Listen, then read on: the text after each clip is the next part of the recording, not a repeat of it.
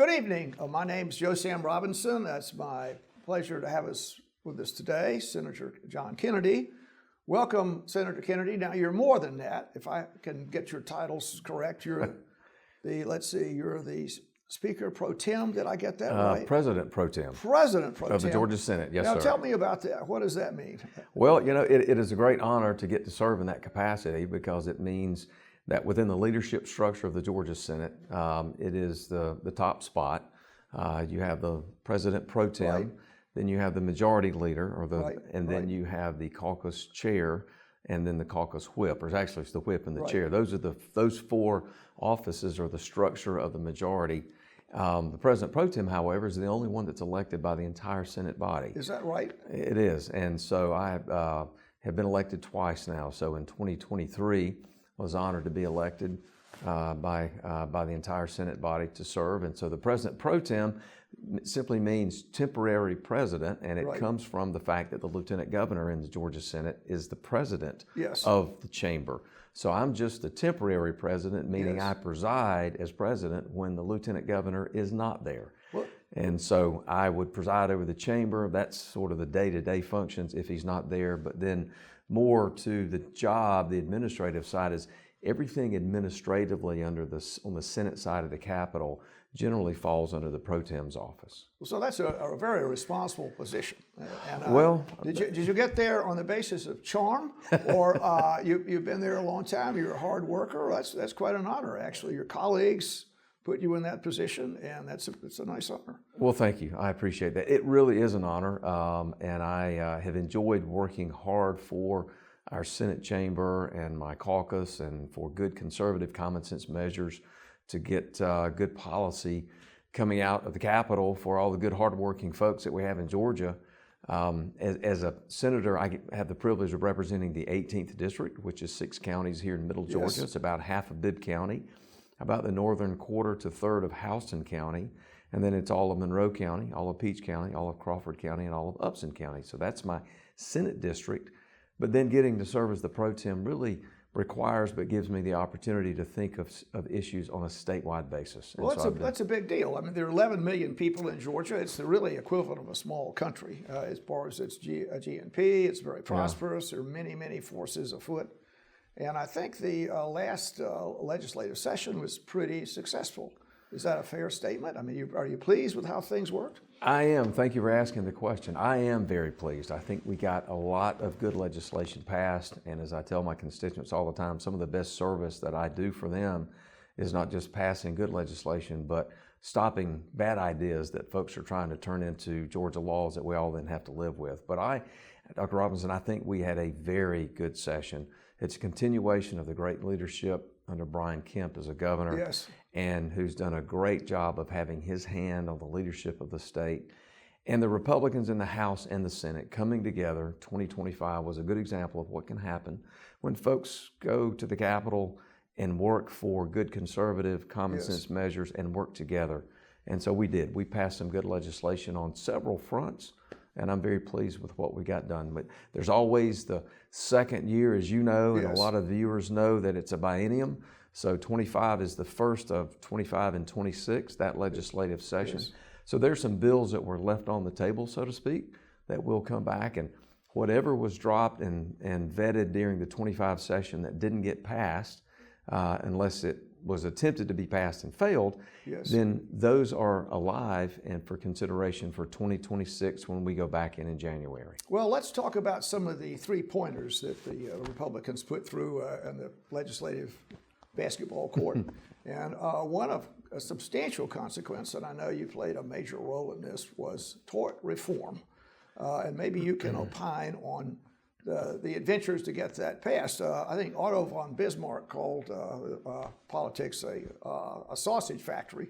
And I'm sure you had a lot of, it was not an easy task at all, and lots of political events occurred. But tell us about that. How did you do that? And you had a major role in this. Well, thank you for the question, because it is something that I'm very honored that I was played a significant role in, and just a little bit, and I'm pleased and a little bit proud that we got done what we were able to accomplish. But so for the folks listening, so tort reform, also known as sort of lawsuit abuse reform really stemmed from an effort to try to stabilize our insurance rates that we have all been living with, that have been escalating, Yes. whether it's your auto insurance to your home, to your business, to your general liability, Yes. have all been escalating at a far greater pace than many states around us. And so it was number one to do that. Number two was to maintain a good, positive work environment and a business environment for our job creators who were starting to get stifled by this tort reform, the tort system we have. Yes. And the third thing was to simply make some minor adjustments in the rules of the road when civil litigants go to the courthouse to make sure it's fair and balanced for both parties, not just the plaintiffs, but also the defendants. And so those were the three sort of general drivers behind why we needed tort reform. This is something I've been working on for a number of years and dropping tort reform, smaller tort reform measures in the Senate, but we were not able and have not been able to get them passed, and in all candor, couldn't get them out of our caucus. We have a few trial lawyers in the Georgia. They snuck in. How did that happen? How did that happen? We have yeah. Well, I guess they're not bad people. They're not bad people let's at not all. be too mean to them. Right. They're not bad people at all. But some of them in particular were an impediment to us trying to get some of these things done before this year. So what was different in 25 was that Governor Kemp decided in 24 and even before then that this would be a priority and that something needed to be done. So the first thing he did was pass House Bill 1114 that I carried for the governor. Now, what does that mean when you carry? You had it on your back, or what? Explain what that means. Great question, and sort of had it on my back. So the governor can't introduce legislation himself. That typically would be done by one of his members that he's designated as a floor leader in the Senate or the House. And those people would offer the legislation, and it's known to be on behalf of the governor. Yes. And so, but with this piece of legislation, his office, he asked that I carry this for him, and it was the Tort Data Collection Bill.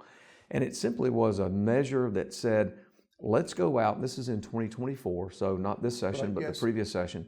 Let's go out and collect as much data as we can to try to learn why are our insurance rates continuing to escalate.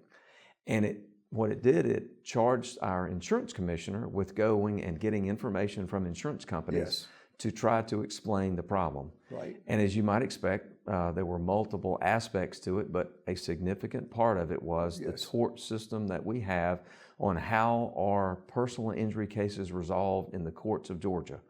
And while we are very quick to say as legislators that we're very proud that we have 11 years in a row been the number one state in which to do business, something we're not very proud of and was very disturbing is this year, for the second year in a row, we were the number one judicial hellhole state in the country. Now, that's not a name or a moniker that I came up with. It's a rating that was put on the state of Georgia. So regardless of what the metrics are, what we know is of all 50 states, we were the worst, meaning for civil litigants to get treated fairly. And so we can't continue to be the number one state in which to do business if we're also on the judicial hellhole list. And so all of that information, I think, came together and those facts to make Governor Kemp be very focused and dialed in that something needed to happen and change the circumstances in Georgia. And that's what you heard him in January of this year say in his State of the State address, that tort reform and addressing lawsuit abuse will be my number one priority of my administration in 2025. And so that focus led to along with a lot of the business community coming out saying we've got to have something done, which Dr. Robinson put wind in the sails, I would tell you, behind the effort that ultimately culminated in the bills that I helped author and I sponsored in the Senate, the Senate Bill 68 and Senate Bill 69.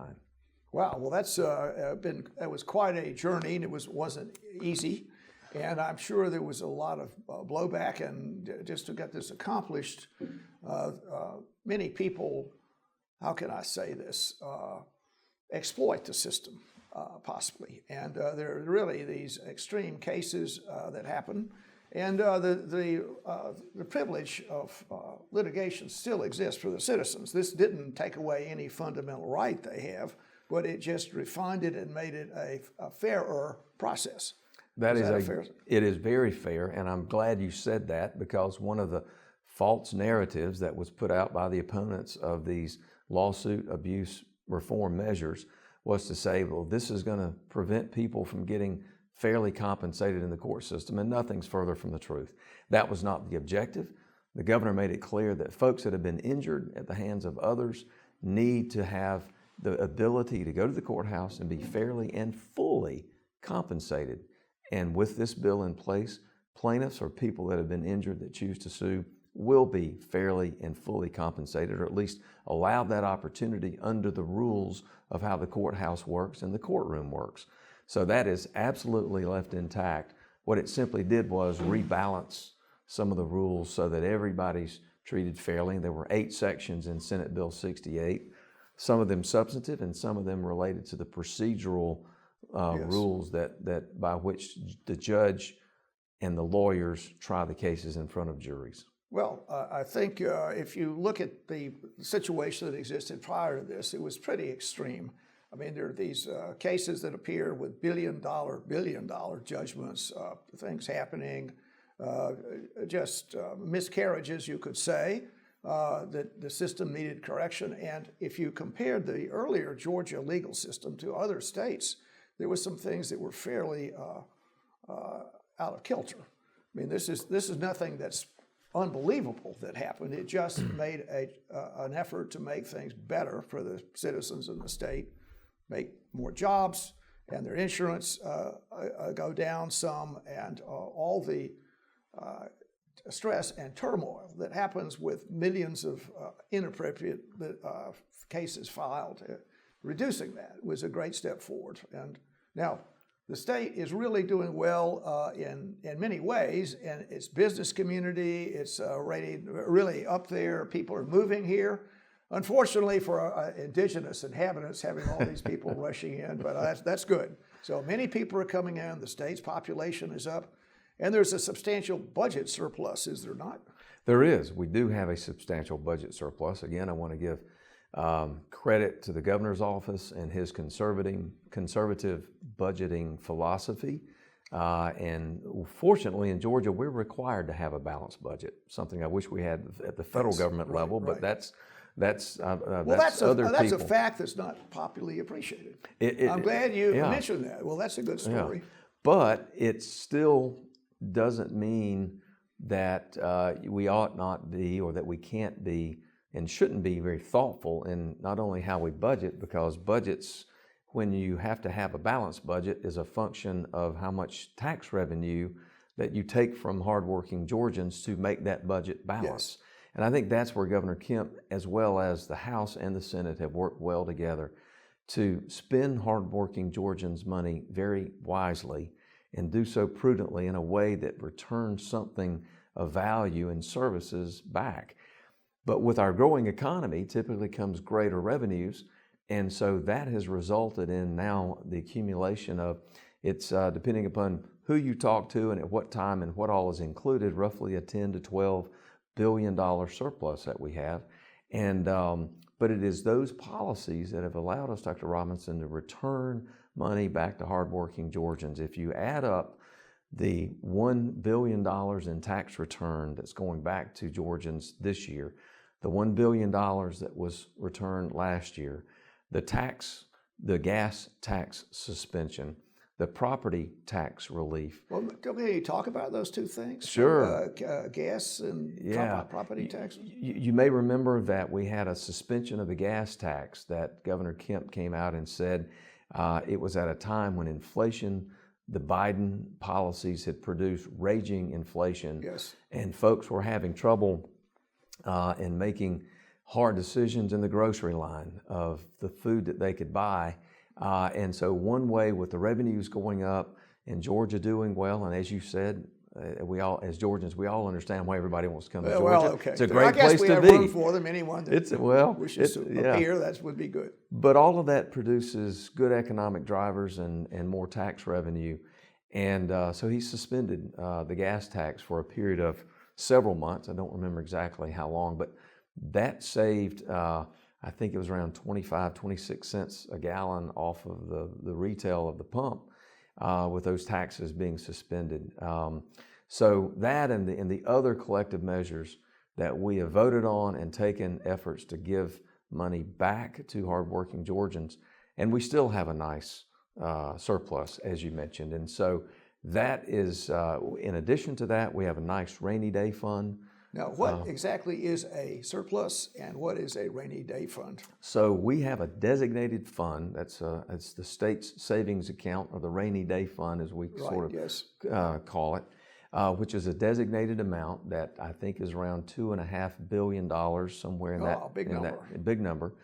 But it's not a big number when you think about the cost of running the government. If you wind back to the previous Great Recession, when our reserves were not nearly what they are today, I think I've heard at some point some talk of when the Great Recession hit, we literally had enough money to run the state for about 48 hours. Really? Kind of thing. Wow. If it was purely driven or paid for by the reserves.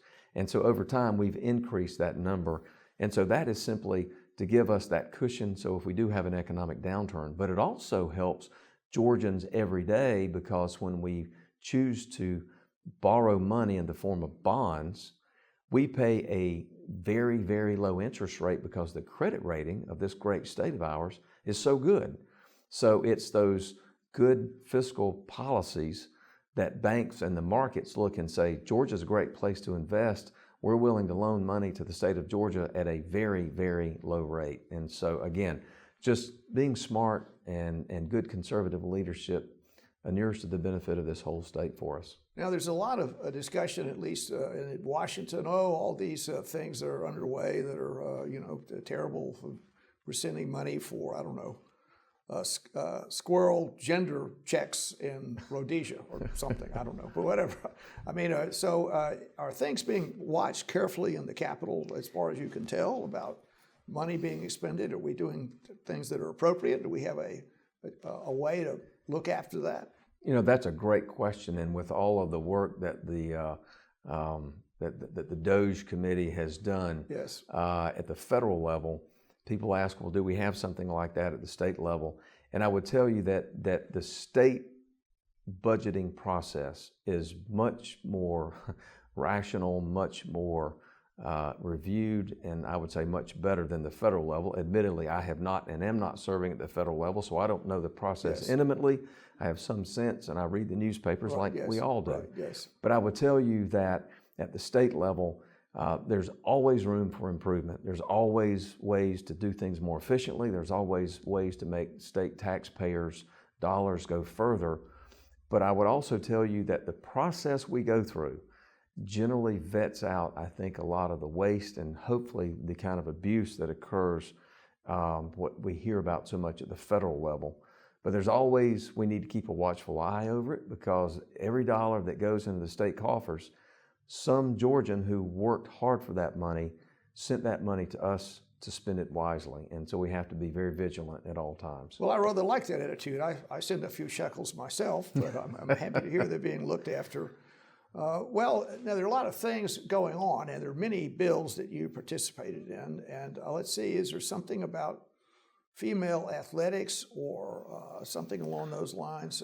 And that seems to be an issue it's appearing in the press more and more. Did something happen in regards to that? Certainly did, and this is something that's been on the radar screen in my chamber for the Senate Republicans at least for 2 years now. Yes. And the problem of, I guess it would be, the newspapers would call it transgender athletes, and it boils down to basically biological males that are participating in and competing against biological females in sports. And that is something that we have looked at very closely, passed a bill in 2024, trying to deal with that, passed again what ultimately was one of our priorities. I think it was Senate Bill number 1, the first bill that we passed. Ultimately, I think came to be named the Riley-Gaines Act. Yes. And it simply says this, Dr. Robinson, that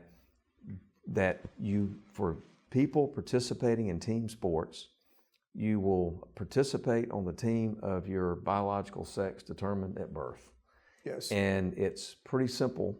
And it's one of those that I think for a lot of Georgians, and I think we've seen with the polling numbers around the country, it's a real head scratcher for a lot of people to understand why would anything else be fair? And it's not fair. It's not fair to the girls that have participated, and if swimming is their chosen sport or whatever it may be, that they have come through childhood loving a particular sport. They want to participate. They want to go into a competition. And it may be something that they want to participate in at a collegiate level. Yes. And to find themselves in an environment where they're participating against a biological male, where the fairness goes out the window, and that gets visited upon young girls in that environment is wrong. And so that's why we passed Senate Bill 1. It says biological males cannot participate in girls' sports. Well, along those lines, I think, was there some sex change operations in the state's prison system? That was yes, sir. Did something happen in regards to that? It certainly did, and that was a different bill that we passed. And it stems from, again, what is an appropriate use of government money? Yes. And we, in looking at expenditures across the board, found out that there was, in essence, a little bit of a loophole, if you will, that allowed the continuation of expending state dollars, state taxpayer dollars, yes, for prison inmates who wanted to have a sex change. And we thought, wait a minute, that's not an appropriate use of taxpayer dollars. And so we passed a Senate bill that restricted that. Again, fairly simple, common sense approach to, it's not all about the money, but it's about the money being used in an appropriate way that matches up with good Georgia principles. Well, I'll make this comment, and that is the research that supported these procedures was been discarded. I think it came out of Johns Hopkins, 20 years or so ago, 30 maybe.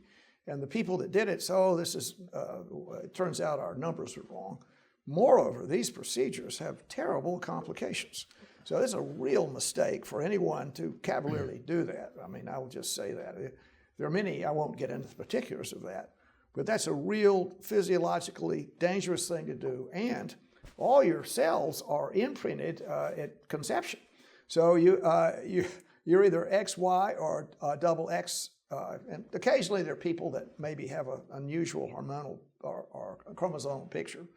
But that's really a situation that's pretty hardwired, and it's very difficult to, let's say, change either of us into females. I wouldn't undertake it for many reasons, but I mean, and there are these extreme situations that are out there, and it's quite appropriate, I believe, and also it's just not generally in the prisoner's interest to undertake that. That would be just an off-the-cuff statement on the subject, generally not in their best interest. Sure, absolutely. And one of the things that we learned, because we didn't just deal with some of the transgender issues just this year, it was something that the Senate had taken up before and looked at those issues. And you're right, we had some real experts in the field that came and spoke to us and talked about, especially when you're looking at the young ages in which some of these procedures were being allowed, whether it was an actual surgical procedure or puberty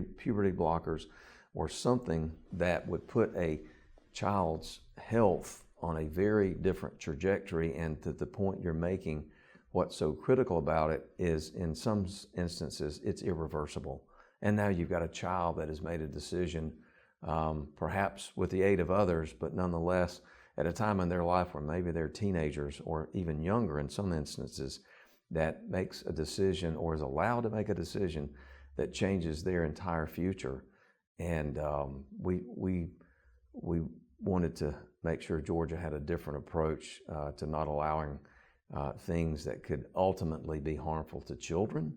And to your point, on the bigger scale, I've read some of the articles as well, I think from Great Britain and elsewhere, that came out with some of the first revision approach and said, wait a minute, the early research that was done on this, we do not acknowledge or accept anymore. So that's a big point, and it's appropriate for the state legislative bodies to keep an eye on the welfare in general. And on this issue, the bad thing that might not be so commonly understood are the terrible complications that happen with these extraordinary physiologically disruptive procedures. They're terrible. And it's not a benign walk in the park to undertake any of this. And I'll just make that comment. And pursuant to your statement about what goes on, the storms of adolescence and confusion over sexuality and gender issues are often transitory. And then people get pushed into some kind of extraordinary procedures or, I would say, just terrible manipulation of their body, not understanding the whole arrangement. That's a little comment on that. Sure. Well, let's see. There are other things that you might want to talk about. How do things look in the future for this next legislative session? How does that look? What's going to happen there? Great question. So 2026 is going to be a very active year, I think. Although we passed a lot of good legislation, good common sense conservative measures. I think the governor's proud of what we were able to accomplish and send him some really good bills. I think you'll see us picking up some things that are some good ideas, and we'll further those. But it's also an election year that everybody's thinking about. Does that have an impact? Well, it does. It always just adds to, sort of adds an element to the process of how we do what we do. But a lot of offices will be vacant. But I'd like to, if I could, mention something else that I worked on this year in 2025. And it's Senate Bill 123 that I was able, I drafted and sponsored and passed it in the Senate. And it came out of the House as well, I think, maybe with only one no vote. And it deals with chronic absenteeism in the state of Georgia. And that is simply where children are missing 10% or more of their required school days, which basically equates to about 18 days or more of school. This came on my radar screen, so to speak, when I was traveling somewhere else and heard about the problem, read about the problem in another state, came back home and talked to my staff, and I said, what is our absenteeism rate here in Georgia? And Dr. Robinson, most people are very shocked to learn that the numbers pre-COVID were about 9.5% chronic absenteeism rate. Well, we would have expected that number, and it did, increase significantly during COVID and got as high as 26%. The shocking problem is, while it's come down, we still have about a 21 to 22% chronic absenteeism rate here in Georgia. Now, let me give you one more number. Yes. That means that percentage for the public school system in Georgia means that there are 380,000 students in the public school systems of Georgia that are chronically absent, meaning they're missing 18 days or more of the school year. And my thought was, wait a minute, if they're not in their seats learning, they're not going to be literate. If they're not literate, they're not going to be able to graduate. And if they can't graduate, they have no chance at what we want for them of the Georgia dream or the American dream, to be American, or to be productive members of society and self-sustaining. And so I started looking at this, got my staff involved, and we crafted and drafted what became Senate Bill 123, which really shines a light on the problem. It re-enlivens a school climate committee. Now, that has nothing to do with climate as the weather outside, but it's a committee designed and populated by folks at the local level to address certain issues. And we've added absenteeism to that list that the school climate committees will address. And the bill is not designed to be a silver bullet to the problem, but it addresses the issue. It requires the local schools to come up with solutions. First of all, what are the problems creating the chronic absenteeism? And to come up with solutions to those problems. Atlanta, we don't need to go to Atlanta and make decisions to tell people in Macon or Savannah or Albany or Dalton how to fix a local education issue or school issue. So it requires local solutions for those problems. But it also is something I think we've got to look at longer term, which is why I formed a study committee that will meet this summer, that'll be populated by several senators, and we will receive information from various people that want to speak to us about the problems, about the chronic issues, and maybe what some of the solutions ought to be And that may inform us as we go to the legislature next year for 2026 on maybe some additional legislation that we need to address the problem. Well, it appears to me that one of the things that happens is that people get off on the wrong foot in life. And there are many reasons for that. And drugs, there's illegitimacy, there's this, there's that, all kinds of cultural factors. But once young people don't go to school, it really is a direct pathway to a difficult, bad, unfortunate life. And as much as can be done about that, so much the better. And kudos for you taking that step. Well, thank you for that. It's something I'm very passionate about. Listen, our children deserve the best that we can give them. Yes. They need a safe school environment. They need the support to get an education. And they need the opportunity to excel, to work hard, apply their skill sets, apply their education, and do well and go on to the Georgia dream that we all want them to have. Well, Senator Kennedy, thank you so much for being with us, and I wish you well as you go forth to crusade against the many demons that inhabit the state. There are no shortage of them, are there? So, thank you, Dr. Robinson. I appreciate that. It's been a pleasure to be with you, and thank you very much for letting me visit with you. Yes, well, we'd like to hear from you some more. Thank you for being here. Great. Thank you.